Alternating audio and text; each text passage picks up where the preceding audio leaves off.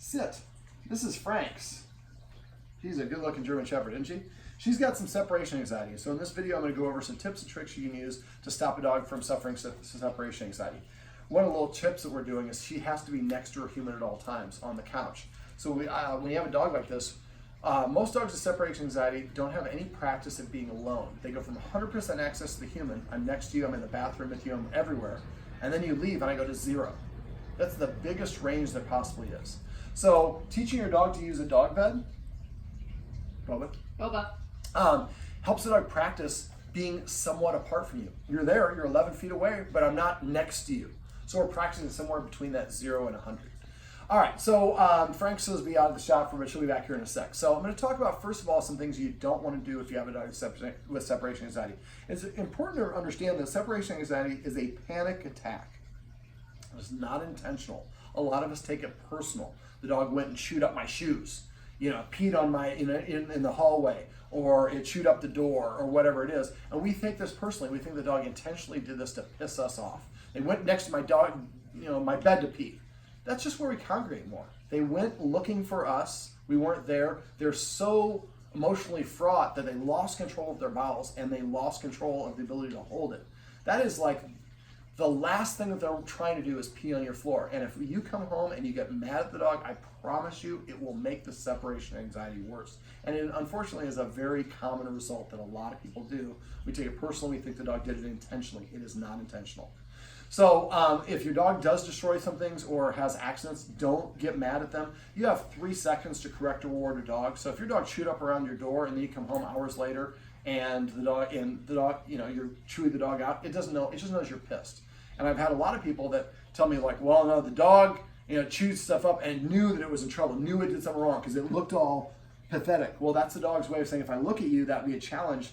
And I know you're mad at me. I don't know why you're mad, but I know you're mad. So I'm going to act all kind of submissive and hunched over. And so hopefully you think I'm pathetic and you stop being upset with me.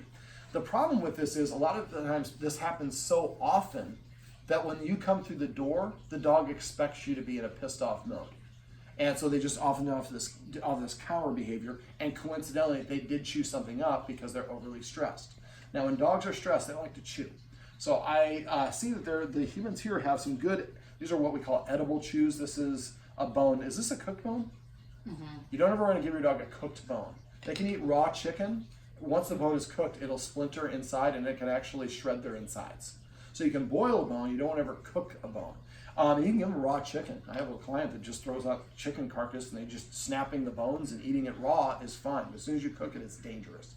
So we have a trachea over there. I like having, I gave a bully stick earlier. I like having a lot of appropriate chew items. I like antlers, I like nylobones, I like real bones that are boiled. And I also love water buffalo horn. It'll probably outlast the dog.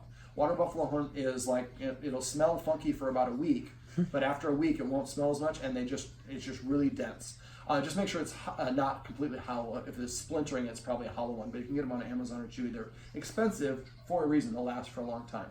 So you want to give your dog a plethora of a lot of different toys that they can chew on. So you want like nylobones. Everybody gets the ones that look like a cartoon bone, but they come in like circle, letter Y. I have one that's a forearm. People think is a sex toy. I have a Tyrannosaurus one. They come in different flavors, bacon and barbecue. I don't like the chicken one because I think it tastes like everything else.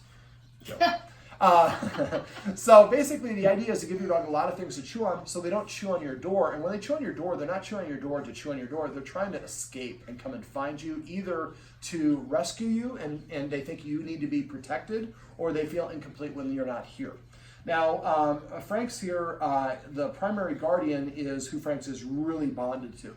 And so if she leaves while Frank sees her leave, Frank's will be nervous. So what we want to do instead is if you are going to leave and there's somebody else that's going to be here, have that person take the dog out for a walk and make sure they're off the block. When you go out, get in your car and drive away, the guardian does. So then the dog comes back, just thinks the guardian's upstairs or outside or somewhere else, doesn't recognize the departure. Now, the departure ritual is actually something the guardian, one of the guardians who's filming this actually mentioned to me as we were coming in, is she starts getting nervous when she starts seeing the things that are associated with us leaving. I call this a departure ritual, and I'm going to get off my knees or I won't be able to stand for the rest of the day. So basically, for the dog, they recognize what we call triggers, things that are associated with us leaving. So usually when you're leaving, you put on a certain uniform. We have a uniform in the house that's very distinctive. You sit in a certain spot and put your shoes on. You pick up your purse. Well, I do. You pick up your keys, your sunglasses, your reading glasses, the equipment that you have for work. And so the dog starts recognizing this. A lot of times we have a departure ritual that we go through step by step by step. And the dog's like, oh, she put the uniform on. Oh, she picked up her sunglasses. She put her shoes on there. She got her keys. Oh my God. And so the dog starts working itself up before you even leave. So I have a lot of clients that they say, should we take the dog out for a W? They not only spell it, but they spell it in a weird way and they cover up part of their mouth. And the covering part, the only thing is weird. It's actually smart because dogs can read your lips. So basically, what I would do if I have a dog that's excited for the walk, I would say walk 1,000 times a day, independent of going for a walk. And when we go for a walk, I wouldn't say walk once. So we disassociate with them. If I have dogs that bark at the door a lot, there we go. I knock, and then nobody comes in the door, and nobody gets up to go and answer the door. So it helps to break the association. We need to do the same thing with separation anxiety. So one of the things that some people do is have someone record you as you're going through your departure ritual at the time when you start getting ready for work. And so that you can follow you around and you see, okay, I do this, this, this. We have a list of 8 things. So if that's the case, if picking up my keys gets the dog worked up, let's say I have the keys right here. I can actually get them out. What I would do is, we're sitting on the couch, we're watching TV. It's not a day that I have to go to work. So I go over here, I pick up the keys, and I put them back down, and I go sit down and watch TV a little bit more. I sit in the place, I put my shoes on. I put my shoes on, then I lay back down on the couch. I put on my uniform on days that I don't have to work, and then I sit down and watch TV. So we want to kind of break the association so that those triggers are no longer associated with us going, so the dog can watch us pick up our keys, or put on your uniform, or grab our purse or sunglasses, or whatever they are, and I don't start breathing and getting all worked up.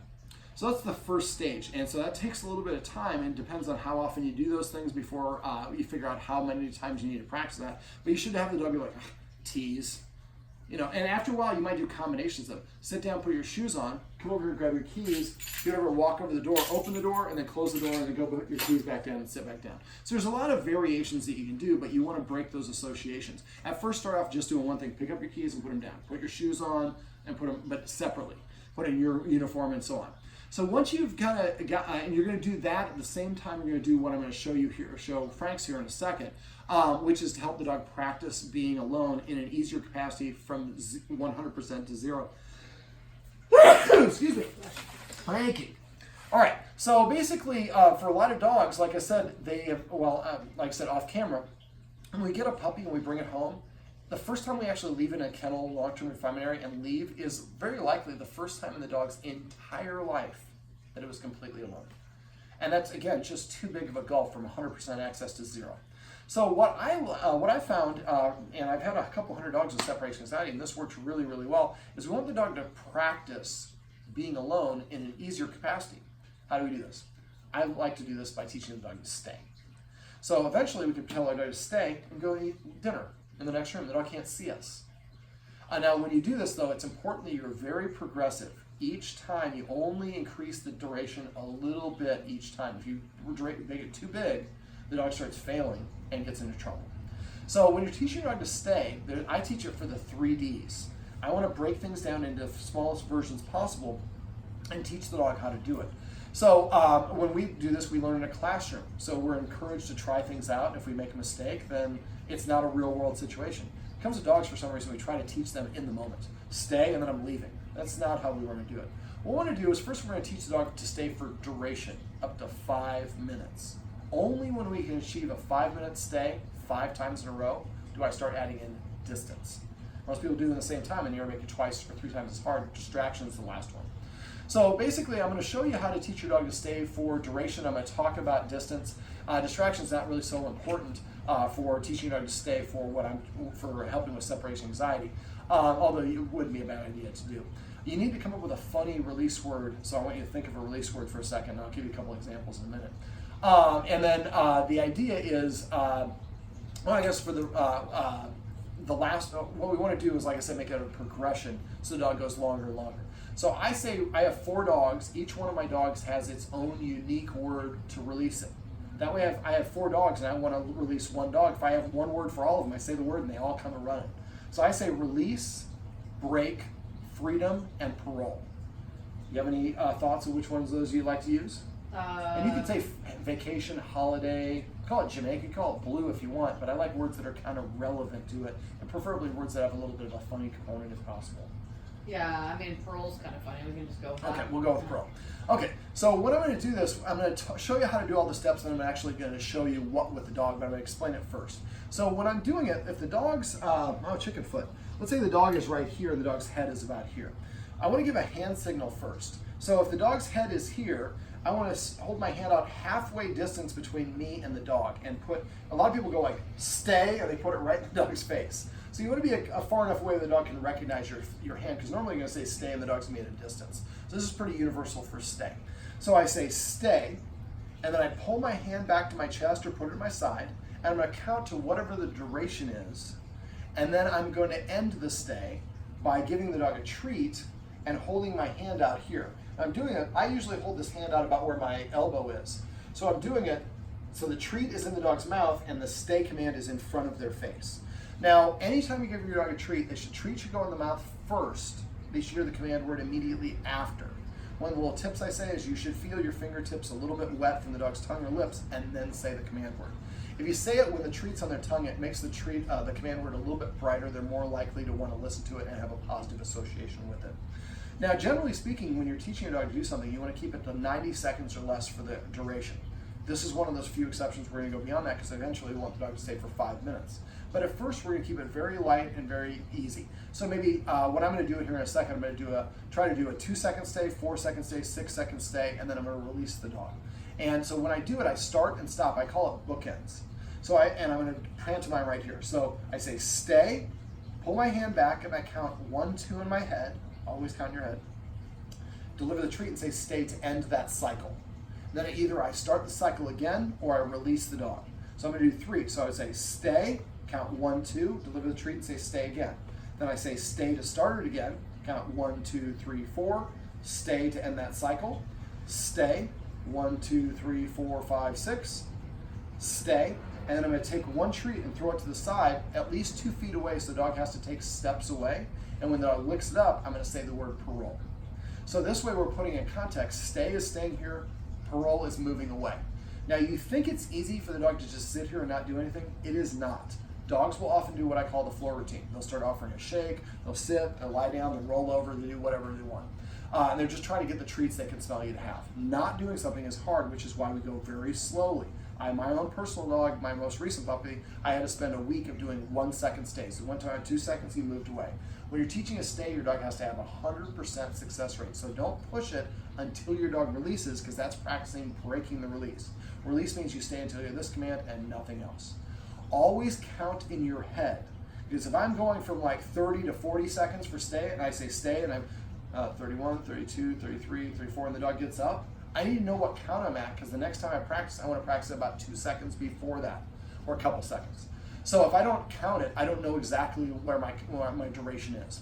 The other thing you want to do is make sure you don't maintain eye contact the whole time. If I'm always maintaining eye contact, as soon as I break the eye contact, the dog will break the release.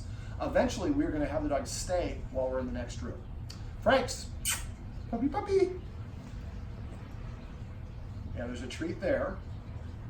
Would you like another treat? What if I put it right down there? Will you come and get it? I thought you might. All right. So I'm going to lure Franks over here, and when you're doing this, make sure you have enough treats in your hand. Stretch. And if the dog, if you're starting to sit and the dog goes to lay down, go to the lay down. Do whatever the dog wants. All it really has to do is stay in the area. It doesn't matter if it oscillates from a sit and up and down. That's fine. All right. So I have more treats in my hand than I'm planning on practice. I'm holding between my thumb and forefinger. I'm putting it down here. Stay. 1, 2. Stay. Stay. 1, 2, 3, 4. And I'm only counting for the camera. Stay for you guys. Stay. Stay. And then I want to finish, and so I throw that there, and I say parole.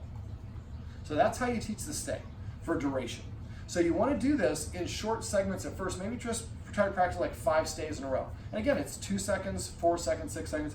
go whatever pace you want, but if you go from 2s to 2-second intervals to 4-second intervals and the dog gets up, then go to 3 seconds. Always back up a step in practice. Again, success, building on success is key. All right, now if you start adding in distance, before you get to that 5 minutes, the dog is gonna come for you. So what you wanna do, and I'm just gonna pantomime a little bit here, let's put you on the dog bed first. Sit. All right, so I'm gonna stand up, and so I'm gonna say stay, and don't go like this, stay. The taller you are, the more authority you have. So stay, take 1 step back, I count 1, 2, 1 step forward, deliver the treat, and say stay. Now, and I ran out of treats, so make sure you have more treats or you have a treat pouch right at hand. So now I'll do it again. Stay, 1, 2, and I count 1, 2, 3, 4, 1, 2, stay. Pearl, that was not a very good one because she didn't have to get up. You want her to take multiple steps away. Now, when I was doing the first version, I was looking at her the whole time, and it's okay when it's 2 or 3 seconds. Once you get above 10 seconds, make sure you start stay, 4, 5, 6, 7, 8, 9, 10. So you want to break that eye contact, and eventually you want to have less eye contact than you do direct eye contact while you practice it, and that's again for duration. Okay, so once I get to the point where I start moving away, let's say that where this bone is, that this is a wall. And so the dog, and the wall ends here. So let's put you into a sit, Franks. Sit. So I say stay, and I'm not gonna move out of the line of sight until I've gotten at least 15 steps away. This is not to scale. Let's say this 14, 15, and the wall is right here. So I take 1 step here. The dog cannot see me because the wall is blocking. I count 1 second and come back here, go back to the dog and say stay. So the idea is we're gradually going to move out, further and further away, and we're not going to start moving out of line of sight. You guys could use this hallway and then take a step that way. And the first time you do it, only step out of this line of sight 1 second, then come back. Now, right now, your dog follows you to the bathroom. You probably have an audience when you pee sometimes, to laundry, all over the place. I don't have any practice of being alone. The whole point of this is once we can get to the point where we're moving out of distance, at first it's 1 second, then 2 seconds. I usually go by 1 second increments until I get to 15 seconds. And the dog will stay there. That's awesome. And then at that point, then I'm going to start, then I can start, when I can be about 15 seconds or longer, you can start trying to use it, but I probably get up to about, once you get to 15 seconds, then I go maybe about 5s, 15 to 20 to 25, 30, and you can kind of start increasing the duration, but if your dog fails, back up the step, half a step and practice previously. Once you get to the point where your dog can stay outside without you being able to see it for at least 2 minutes, now you're ready, and you want to keep on practicing this until you can stay out of sight for like 10 or 15 minutes. And I'm not going to give you an exact duration, because some dogs you only need to do 2 or 3 minutes, and you can go beyond that. Some dogs you have to practice up to 15, 20 minutes. The longest you will ever have to practice is 2 hours. That would be the extreme. I don't think that anybody dog's going to have to. But once your dog can do something for 2 hours, you don't ever have to practice beyond it, whether it's stay or any other activity. So the idea, now we have a dog that can stay without us being in the room with her. Now we're going to start using this stay to help her practice being alone for progressively longer and longer periods of time. So I'm going to say stay. I'm going to go over here, go to the bathroom, close the door. When I get done, come back, throw the treat, and release the dog. Now, when I'm saying start and stop, you stay, stay. That's during the transition process. Once you can get to the point where you're moving out of the line of sight and you're longer for the minute, you're just going to say stay, and when you get done, you're going to throw the treat away and say release, or excuse me, break. So that's the transition. You do the cycles only while you're doing duration. Start and stop each stay. All right, so once we get to the point where we're doing that, then at first we're just going to go around the corner. Depends on how long you have to pee for. But the idea is get a glass of water. That's only about 5 seconds. Then come back and release the dog. Then do something else that's going to take like 7 seconds, then 10 seconds. So if you have to pee like a racehorse and you haven't peed all day, that might be 5 minutes. That's not, you want to do it in progression. So the biggest mistake people make is they jump from like 2 minutes to 10 minutes. Or they got the dog, okay, the dog can stay cool for 10 minutes. Let's go get a quick bite to eat at the burrito joint or down the street. That's a half an hour. So your dog maybe is cool for 20 minutes and then spends the last 10 minutes panicking. That's what your dog's practicing. What we want your dog to achieve in this is being able to practice being alone, but most importantly, being calm while I'm alone. Calm, that's passive training. And so the idea is we're progressively making it longer and longer until the point where you can put the dog in stay in the kitchen, come out here, watch a half an hour or longer TV program, and the dog stays back there and cannot see you, but knows that you're here because it can hear you and smell you and hasn't heard you leave the door. So once you can get to that point, then you're ready to start actually practicing leaving the dog alone. Now when you do this, this also needs to be done in a very progressive fashion. So the first time I do it, what I do is and when you come and go, don't make any fanfare. Don't make a big deal when you come and pet the dog. Don't make a big deal, are you okay? I'm gonna go. No, just walk out the door, walk back in the door.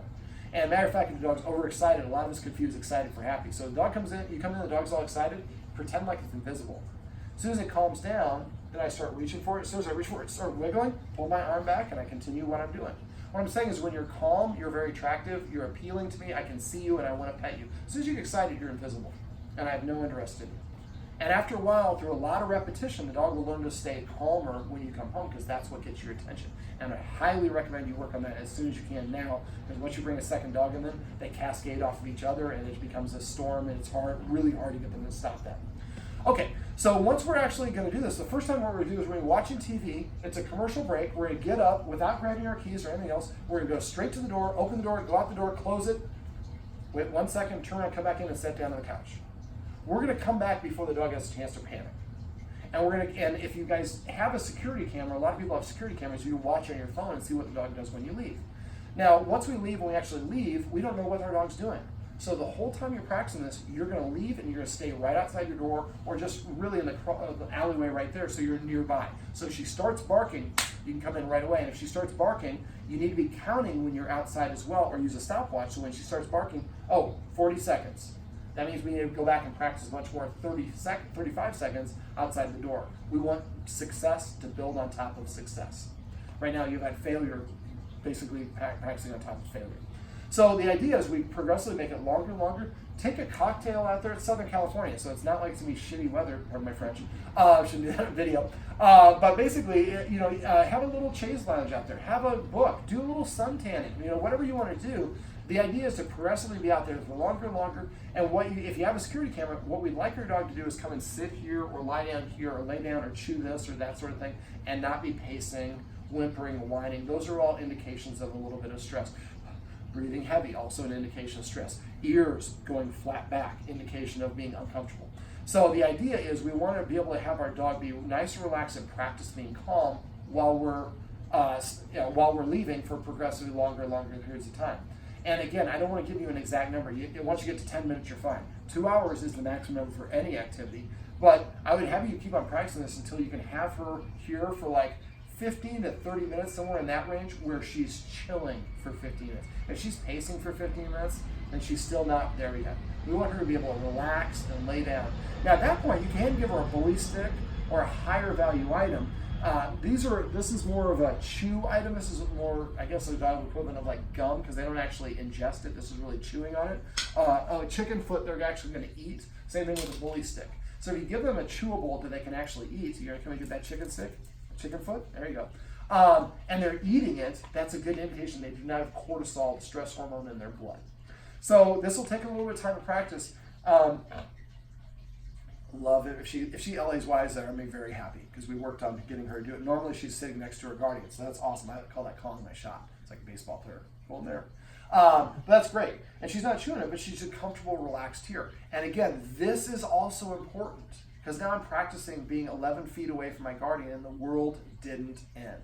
The whole point of this is just teaching the dog that same lesson over and over again. All right, well, this is Franks and Franca, but we call her Franks. Well, I don't. Well, I am too. And this is Frank's Roadmap to 6, or not Roadmap to 6. These are, Franks, let's come back here and have you finish it up because I was almost saying it the wrong way. Come back up here. Well, this is Franca, and these are tips and tricks you can use if you have a dog that has separation anxiety.